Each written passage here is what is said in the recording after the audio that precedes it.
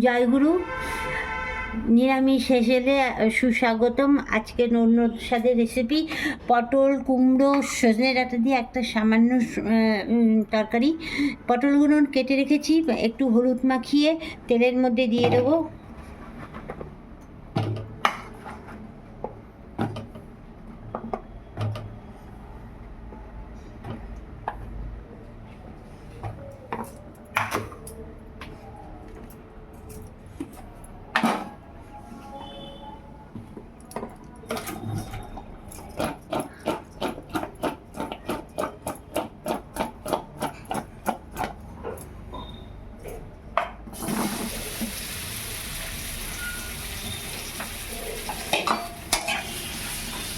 এই রেসিপিটা খেয়ে দেখবেন, খুব ভালো লাগে।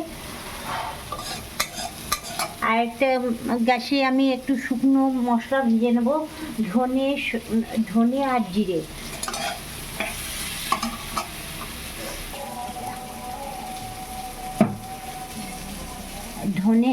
জিরে ধনে, এটা শুকনো ভেজে নিয়ে শিলে গুঁড়িয়ে নেব। পটলগুলো তুলে নিচ্ছি এখন।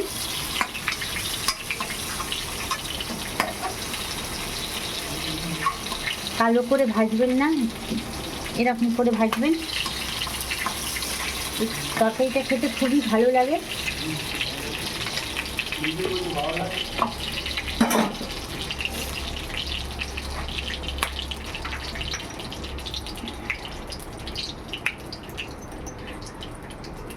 পাঁচফোড়ন,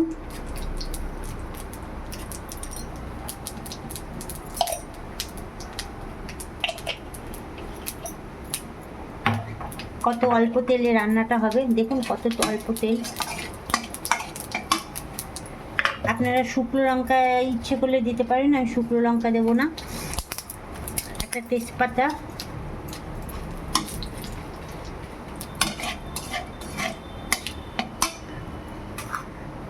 কেটে রেখেছিলাম আলু,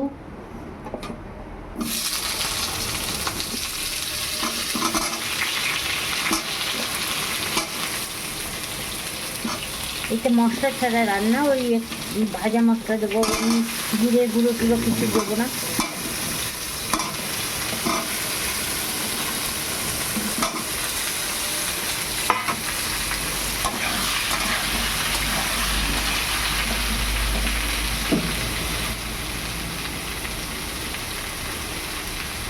নুন দিয়ে দিলাম, তাড়াতাড়ি সিদ্ধ হয়ে যাবে।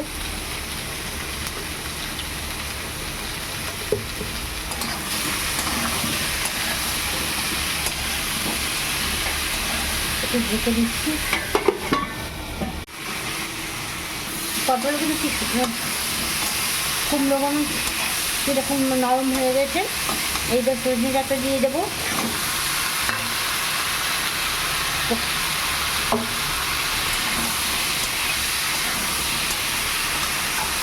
একদম জল দেবো না, জল ছাড়া তরকারিটা হবে।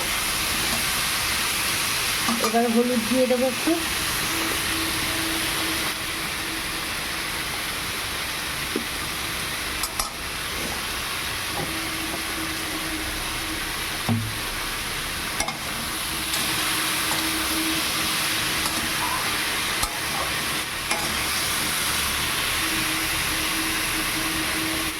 পটলগুলো দিয়ে দিচ্ছি।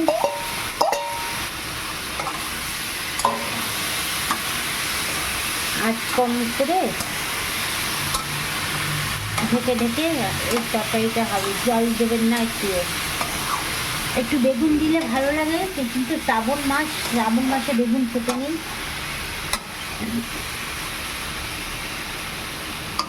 আপনারাও খাবেন না শ্রাবণ মাসে বেগুন আর শাক। তরকারিগুলো সিদ্ধ হয়ে এসছে, দেখুন জল ছাড়া।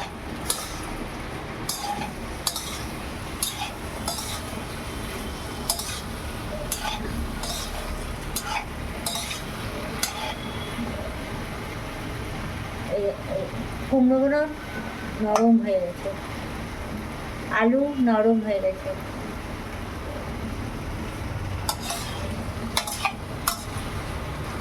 একটু মাখা মাখা হবে, তারপরে এটা নামিয়ে দেবো। গরম মশলা ছেড়ে দেবো।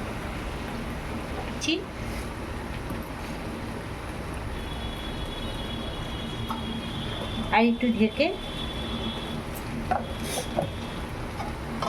আপনারা যদি ছোলা খেতে পারেন ছোলা যেই একটা ভেজানো ছোলা দিতে পারেন।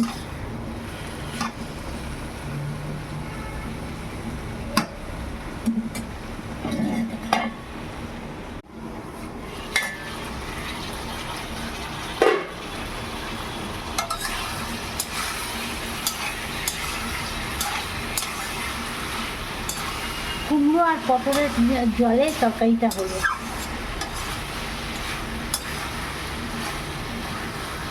একটু এখন সামান্য মিষ্টি দেবো, তরকারিটা একটু মিষ্টি মিষ্টি করবেন, নাহলে ভালো লাগবে না।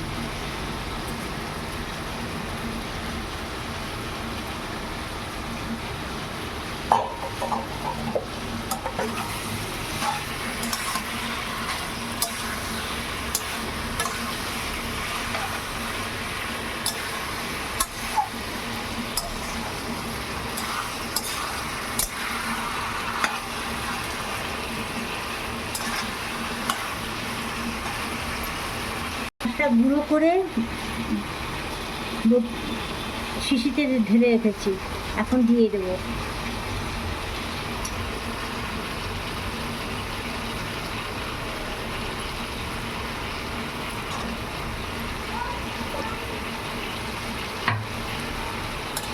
এবার ঢেকে